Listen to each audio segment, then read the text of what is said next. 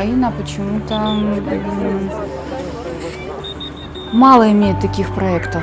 Я могу подозревать, с чем это связано, но тем не менее возможностей у нас намного больше, чем количество проектов.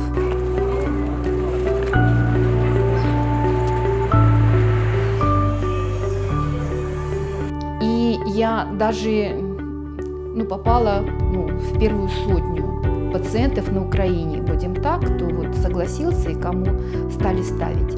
Я не говорю про город Киев, а в общем не участвовало несколько городов.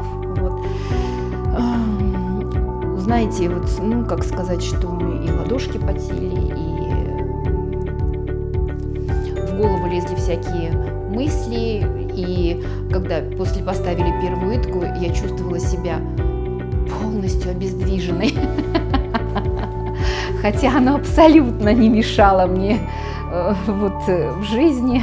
Вот я понимал, что возможен риск, потому что это исследование, никто еще точно не может сказать, как это будет происходить, особенно с моим организмом индивидуально. Вот. Но возможные плюсы в дальнейшем, они для меня казались больше, чем возможный риск. Плюс мне очень печально, наверное, видеть ситуацию, складывающуюся в нашей стране относительно конкретно моего заболевания. И мне достаточно, скажем так, приятно было бы сделать какой-то свой вклад в развитие лечения данной болезни. Все это записывается и приносится потом как дневник наблюдений.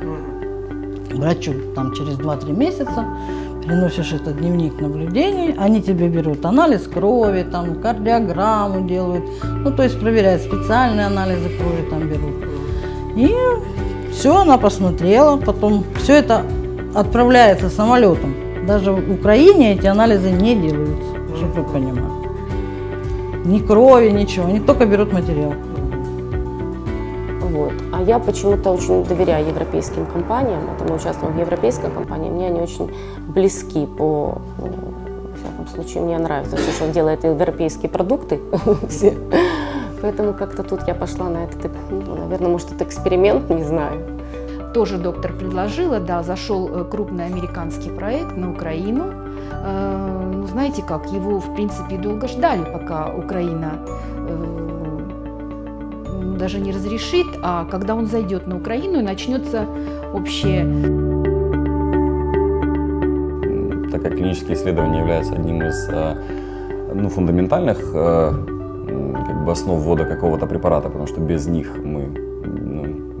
исследователь не сможет ввести или производитель не сможет ввести новый препарат и помочь пациентам в их болезни, то я считаю, что если моя возможность есть в этом поучаствовать, то я, наверное,